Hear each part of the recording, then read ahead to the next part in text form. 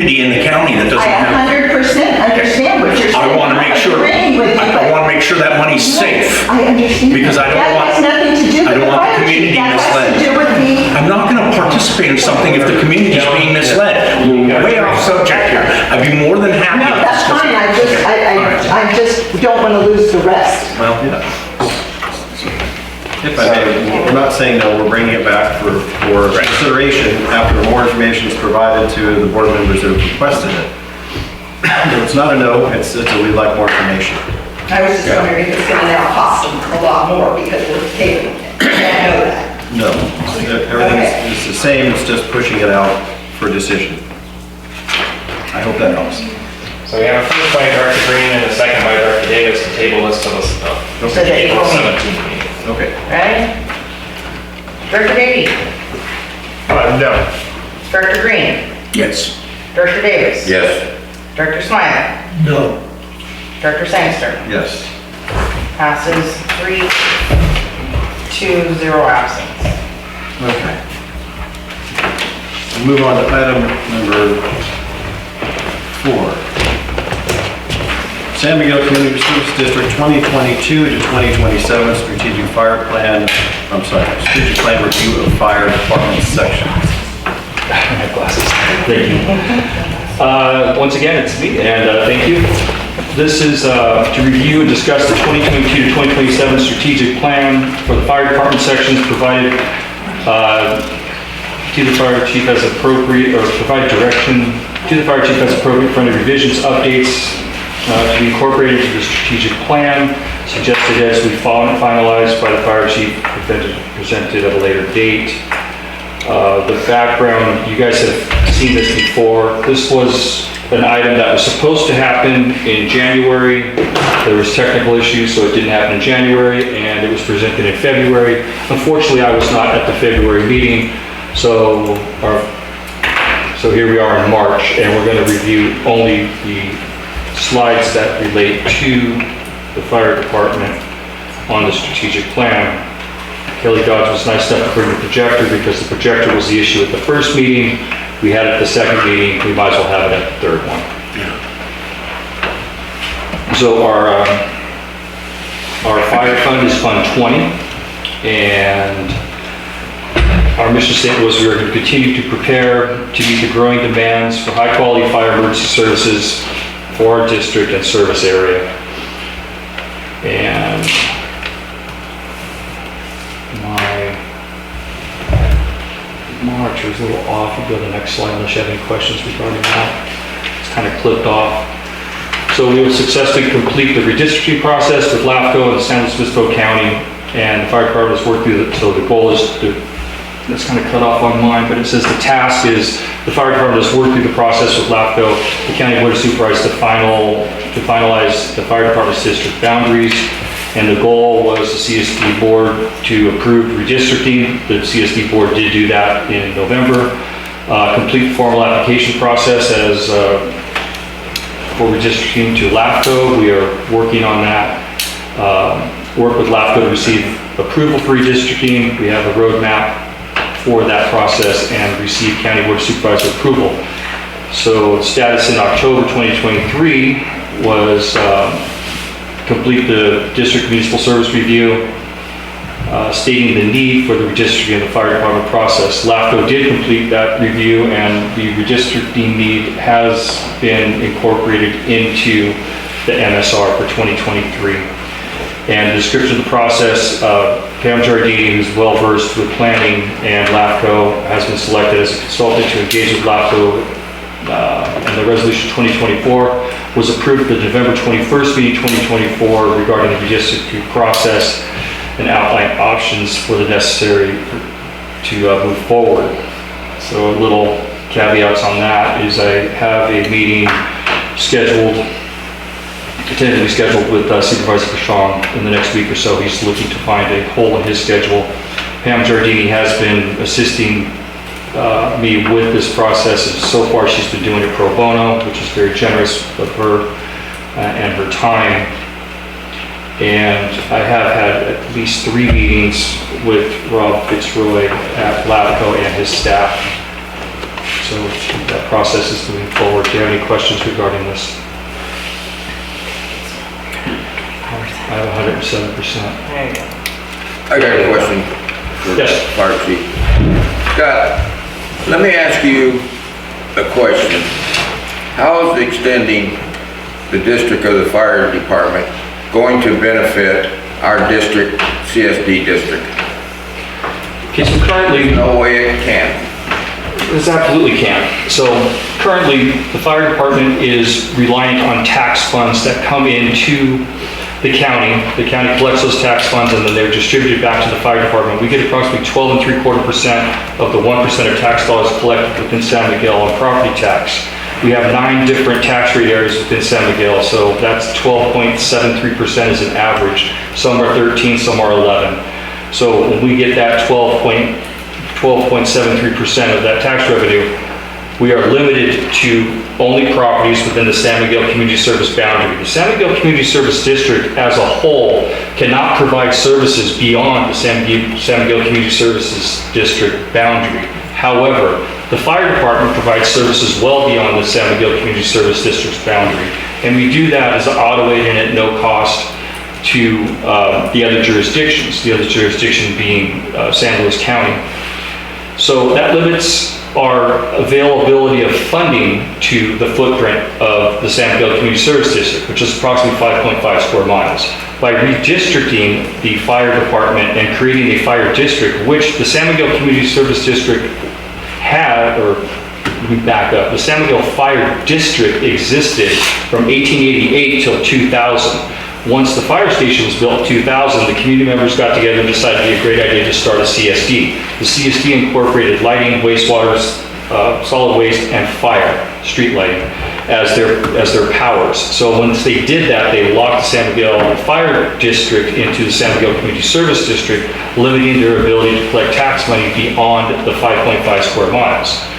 So conversations with LAFCO in the past have been, I was directed to approach LAFCO and ask them if the San Miguel Community Service District as a whole could expand its boundaries beyond its current footprint. The response from LAFCO is an emphatic no. You cannot provide water, wastewater, and your other street lighting beyond your footprint. I said, well, what about the fire department? They said, absolutely you can, because you do provide emergency services beyond the 5.5 square miles of San Miguel.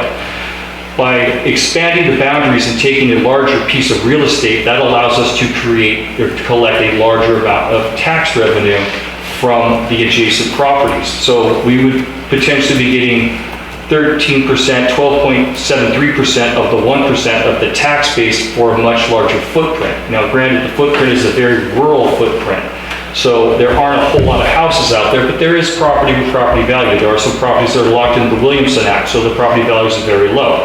There are some properties that are wineries, their property value is very high. There are residential homes, their properties are mid.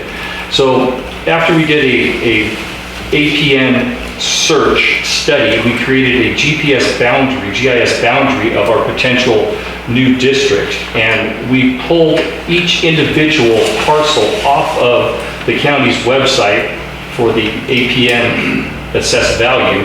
We did an analysis of all those properties. I believe it was 320 additional properties beyond San Miguel's footprint, and we took a swing of the bat, took their assessed value, put a fraction of 1% of that assessed value as an overall property tax collected by the county, took our 12.73, 13% of that assessed value, gave us a net of about $495,000 in additional revenue that the San Miguel Fire District would be able to collect. Those funds would go into staffing. Staffing would provide a 24-hour fire station within the San Miguel Community Service District footprint that would service the community members of the San Miguel Community Service District and the members of the newly formed fire district. Did that answer your question? Yes, it did, and thank you for the number. You say it's gonna draw in another $495,000? That was about a year and a half ago. Okay, all right, no, that's fine. Okay, and you're gonna hire 4 more full-time people to man that station, correct? Is that what you're saying? It would be shift work. It would be a total of 6 people, 2 people Okay, 6 on the people. floor, 24 hours a day, 6 7 people. days a week. Okay. The stopgap in between the redistricting process and where we're at currently is hopefully to be receiving a a SAFER grant, a staffing grant that's provided by FEMA. And that staffing grant would give us those positions in the interim until this process has been completed. So the stepping stones were get the temporary housing in place, get the SAFER grant in place, and move forward with that LAFCO process throughout all these processes. And that's where we're at currently. Well, it looks to me like, sure, you can get 495,000, but then you're gonna be spending 600 or 700,000. How are we gonna spend 600 or 700? Well, if you're gonna hire 6 full-time, But you still have this. We still have the money that's coming in from the San Miguel Community Service District in addition to, so the funds that we Right. collect for the footprint beyond the CSD would be utilized to hire those positions. And like I said, that was numbers 2 years ago, and those were numbers we pulled off the county's website. Those are not numbers that were actual from the tax collector's office. Those numbers are going to be higher. Your appraised value of your property on the county website is much lower than your appraised value of what you actually pay taxes on. So that was our initial snapshot to make sure that this penciled out and made sense before we brought it to the board for approval within the strategic plan. That make sense? well, I understand what you're trying to do, but no, it does not make any sense to me. I mean, you know, you're spending a lot more money than you're gonna be bringing in, and That's yet to be seen. so on. Well, Any other comments? Next slide, please. Thank you for doing this, Kelly, I appreciate it. Now my computer's not moving to the next slide. Okay, so step 2 would be install and use our temporary housing / Thayer's Beat Station. Are the sheriff still here? There they are. Okay, so the task is have the temporary housing unit, the THU, installed to provide housing to a duty officer and on-site, have a duty officer on-site to enhance response times. So the goal was to procure, we did that, and we procured a SLO County building permit. You all know it was an arduous process, and that took way more time than it initially projected, with the addition to the minor use permit and all the other conditions that were put upon the project, which were not part of the initial analysis. And then proceed with the site improvements. We've done that. This THU has been installed. That is done, and it is fully operational with the caveat being we still need our furnishings to be in place. I did meet with the new sheriff's commander. She was very excited about the facility, and the resource officer that travels from San Miguel to Shandon to other parts of the county was very excited to be able to utilize that space for further review as well. I'm getting off course, but the status was it's completed. And due to substantial delays, and some of those delays were prompted by a code enforcement violation that were inflicted upon the fire station, so that, we had to deal with that before we could deal with the other. That was about an 8-month stall in as well, but we were able to kind of run the 2 permits parallel, which is rare. The county permit process is complete, so the THU has been installed, all inspections have been completed, the land lease has been extended to 2030. And that was a request previous, and we made sure that happened. Same cost? Excuse me? Same cost year over It year? went up slightly, it's $8,000 a year, but it's locked for consistent until 2030. And that's for the entire footprint. I think we're paying a few cents a square foot when you break it down to how much property we're actually leasing. We have the property, everything from the south of the fire station to the easement on 11th Street, and that's the little swale that's down there to collect the rainwater, and then back towards, there's an easement that runs along the railroad track easement that goes from 11th Street past the fire station.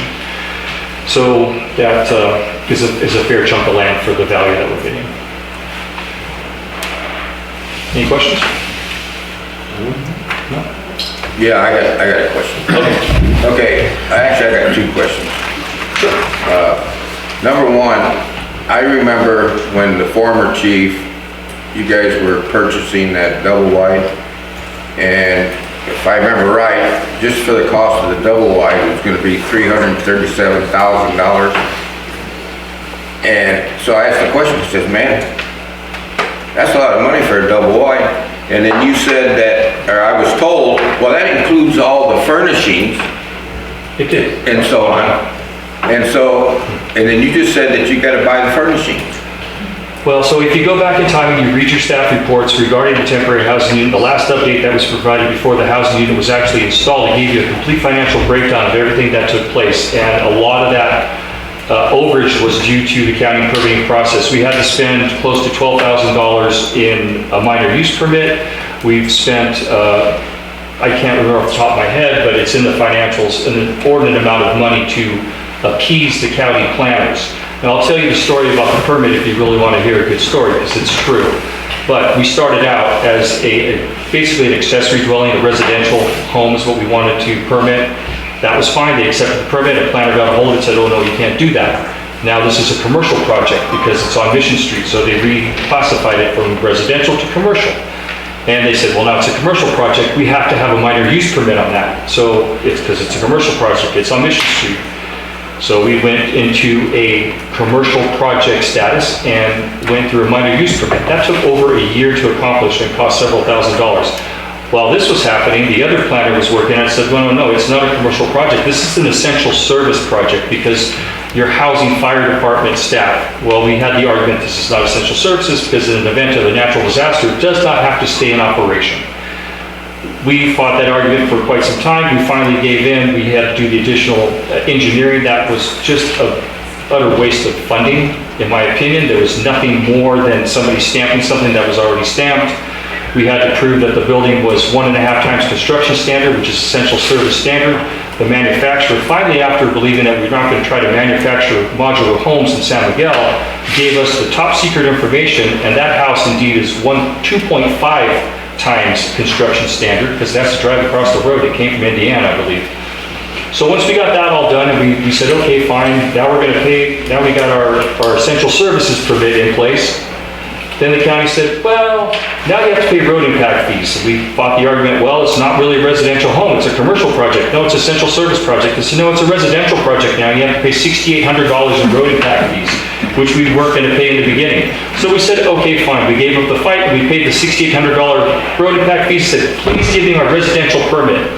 And they said, your permit would be available over at the planning desk. I walked over to the planning desk, and they handed me a permit for a multifamily home. Now, You said thank you. and I said, thank you, and I left. So that's a snapshot of how the county process works, and that's a snapshot of how additional funds were spent. There's a financial accounting of everything that was done to get us to where we are now. The amount of furnishings is minuscule. I ordered 2 beds they were on Amazon sale for like $100 and something a piece, a couple desks that were on Amazon sale for $99 a piece. We have a few more things to get. The big chunk of money was, you know, all the planning and all the design work and the redoing of the plans that were to meet all these different standards. And at the end, we ended up with something we never even applied for, but I wasn't going to challenge it at that point. Okay, thank you. I got just one more quick question. Certainly. Okay, now, I know you got the lease extended for the property out. Yes, sir. That was on your request. Okay, right, thank you.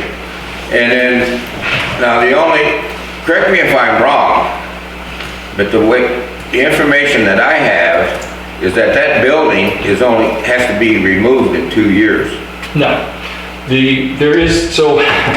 So as we started out with the project, it was called a temporary housing unit, Right. and we were trying to view it as a temporary housing unit, being that we had approximately a 5-year duration according to our master or strategic plan.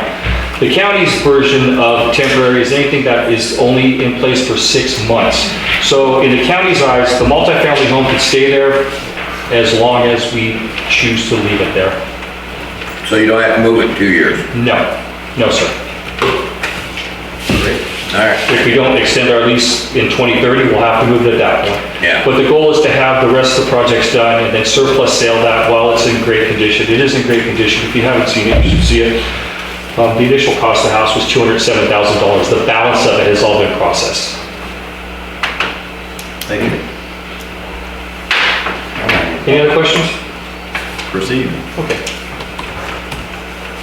And thank you guys for revisiting this. I apologize for not being here last month. I had a prior commitment and I was unable to get out of it.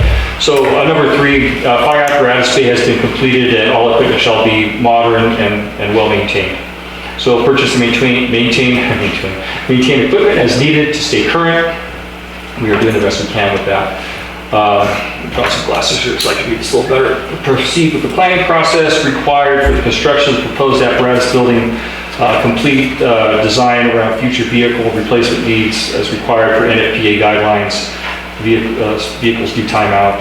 Identify and acquire funding and complete an apparatus bay. So the status for procurement of design, we're looking for procurement of design funding, research potential grant funding, and sources for design and construction. And description of the process says this has been updated as of last week. A FEMA grant was awarded, was applied for in 2024 through Jimmy Panetta's office. I think it's Congressman Jimmy Panetta's office, but I know him as Jimmy. The award was $1,024,000, and that was tentatively awarded for design construction of a pop-up emergency operations center. So that would be that's a part of the structure within the structure. I found out last week that with all the dynamics that are going on with the federal government, that release of funds was put on hold. So we had to express interest in receiving those funds. We said, yes, sure, we'd like them. It took us, 6 months before you said we're going to hold them, so we'll put it for them for next year and see how that goes. The process itself is in flux.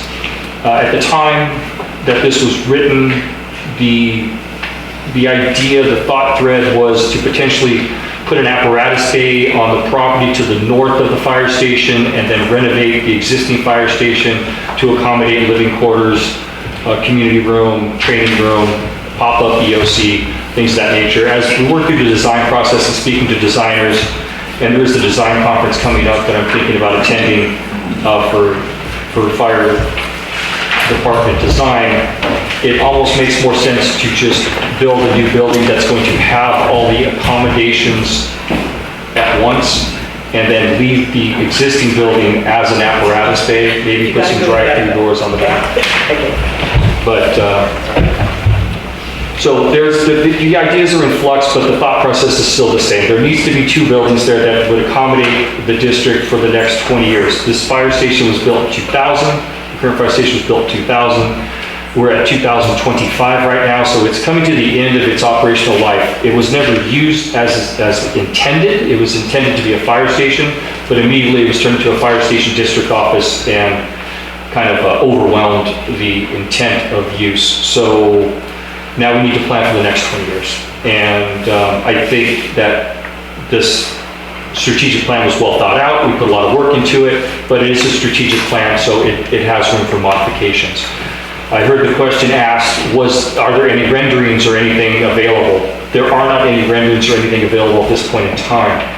I would like to really look into some more design funding, because with design funding, we're going to be able to get more grant funding, because if we have a design, and it's going to take community workshops. It's going to take people coming out and looking at, what's a handsome structure to have on that street. What's going to serve the community for the next 20 years, and how is it going to function and be kind of a hub for activity.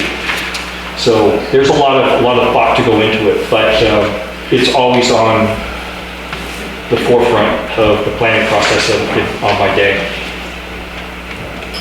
Questions? Proceed. Okay, thank you. So we have the remodel of the fire station. We kind of touched on that. I touched on that with the last amount of information I processed to you. But remodel the current fire station and to contain and facilitate. And the goals were to proceed with the planning process. So we're looking at fiscal year 2023. That has come and gone. Explore funding sources. 23-24, we were in 24 looking for some, but we're into 25 now, 26. Complete design documents, we're well behind the curve on that, and these are all snowball effects of the initial delays that were encountered from the code enforcement corrections and then moving into the temporary housing unit placement. and all the other things that are going along. So identify and acquire funding. We're always looking for funding. I have a grant writer who is good at finding money, and she is actively pursuing funds for us. Begin remodel activities 2024, 2025. We're midway through 25, so I don't see that happening, and then complete the remodel 25, 26. So the status was pending completion of the APA, and we will talk about that in depth more, and then research potential grant funding sources for design and construction. So that's kind of where we're at. We're always looking for funding. We can't build it without money, and we don't have money in hand to do it. But we're in a position now where we could actually move forward with these processes. We have the ability to house people, we have the ability to bring the sheriff into town, and we have the ability to start moving forward. So it was a big hurdle to overcome. I think that housing unit project, if you look at the timeline that I provided previously, was like a 2.5-year permit process, which is, to use the word, ludicrous. It's insane as to how long that process took. And it's a good word to describe that process. I did, share my frustrations. I think it got me nowhere, but I did share my frustrations, and I think you all could see the pain. Absolutely. And I don't really have any great answers for that timeline, other than I gave you a description to the best of my ability as to where we're at. Take public comment on that. We're not We got one more, I'm sorry. We're not done. Right. I got the chairs. Would like to. We have a nice house for you to hang out in. When this is done, then the fire. Okay, and then our goal to enhance fire department staffing. So we want to maintain and provide duty officer coverage. That has been the sole burden of me as the maintaining duty officer coverage. In my stead, we're able to fall back and utilize other department members, but typically that is my burden to bear. The goal is to respond to new housing by adjusting fire department staffing accordingly, and receive additional funding for redistricting. We talked about the redistricting and how that would enhance our staffing and provide the funding to have that staffing model. Obviously, new homes coming in are going to increase our tax revenue, but along with the homes comes the burden. So it's a double-edged sword, but we're happy to fight that fight. And the status is the duty officer coverage is being maintained. We're reapplying for grant funding and proceeding with the redistricting as required to enhance staffing needs. We discussed how the redistricting is going to enhance our staffing needs. We're always applying for the SAFER grant. The AFG grant is not a staffing grant, but that is an equipment grant, so that provides us funding for outdoor education tools. We're looking at some breathing support equipment and respiratory safety equipment. And we're moving forward with the LAFCO process. I'll be happy answering any questions regarding that slide. Any other questions, Bill? No. I think that's the end. All right. Thank you for your time. I apologize for not being here last month. Couldn't control what happened the first month, but I'm glad that we made it through. If you have any comments, concerns, suggestions, something that you'd like to address, please let me know. I'll be happy to meet with you individually, or you can send me emails and we can touch on anything. Thank you for the presentation. And do you have any public comment on this presentation? We do not. All right. I know the sheriff is here. We'd like to. Do we have to vote on having them jump in? Yes. Post it that order. Yes. The motion that we allow the sheriff to present their report out of order. Okay. Need a second? Yeah. Second. Is that Bay or Green? Maybe. Director Davis? Yes. Director Green? Yes. Director Smiley? Yes. Director Beatty? Yes. Director Sangster? Yes. Let's have the sheriff. You guys could have said no. Sorry to keep you We waiting. haven't seen you in a little bit. We needed you again, huh? My apologies for being late. Unfortunately, calls for service and meetings and trainings got in the What way. do you do?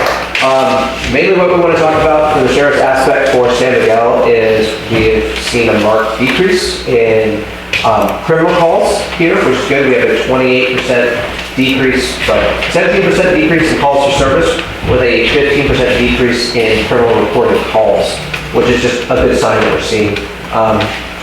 with the new fire station going in and us having access full-time unfettered and our own report room, we'll be able to staff San Miguel a little more consistently. We won't be having to go back all the way back to Templeton to write our reports, book things, look up information. We can do it now in town, which is gonna, save us driving back and forth, which means we can hang out here more and bother the firefighters as often as we want, which is gonna be good. I do want to point out, we have been having an increase in phone scam reports. Generally things along the lines of debit cards being used and they're looking for personal identifying information to get, fake cards open. We're just putting out, like social media posts saying, hey, these are scams, please don't go into them. But we always encourage people to call in because we can actually track some of these individuals down, put them on block call lists, block their IPs and all those things. So it's still important we're getting those phone calls. We did not get any reports of further graffiti on the jail, which is great. It seems to have just kind of moved down the street to the retaining walls of L Street, but we're identifying that and getting our graffiti team up here to take care of it. And one thing I'd like to shout out to the community, we always say, hey, if you see something weird, please call us. We had a community member call about an odd vehicle that they did not recognize in town that was parked for a while. Deputies contacted those individuals, determined they were actually in possession of a large quantity of narcotics for sales. They were not locals, they were just passing through and actually happened to break down in San Miguel. And just because we had a good citizen paying attention, we were able to take a decent amount of narcotics off the streets. So we actually thank the San Miguel community for doing that. Are there any questions from the board or anyone else that you'd like addressed? Question regarding 4th of July, since we're talking about fireworks and the topic is It coming. seems to be the thing in vogue right now. Yep. So do you guys have a presence here at all for the 4th of July? So one of the nice things about this year is we will have our presence like we normally do, but we also have the addition of 3 more CAL FIRE peace officers to the county. Last year we only had 2, now we have 5, which means that all 5 of them are going to be on staff. I don't know exactly what their ops plan is for the day, but we will have one over at our station, maybe 2. Generally, they feel areas like Payucas and Avila, because of the hotbeds. Pismo Beach kind of does their own things, take care of themselves, so we'll have at least 1 established up here. And the great thing about them is they can cite all of the municipal codes that we are not aware of, and also specific fire codes. Perfect. Yeah, but we will definitely be up here. And it's a Wednesday this year? Friday, which is great. We'll just have the extra chapel. Perfect. Thank you. Any other questions, comments? No, thank you. All right. Awesome. Y'all have a good night. We'll be around if you need us. Thank you so much. McFarland. Oh, it is, sorry. It's okay. I got a little taller, I guess. No, I just hopes and dreams. All right. Thank you, Carly. Do we have any public comment on the sheriff's report? Move on to item 5. Amendment number 4 and 5 with Wallace Group for changes to scope, and fee for design and engineering for Machado wastewater treatment facility expansion. Subcontractors, 10 Over Studios, Precinct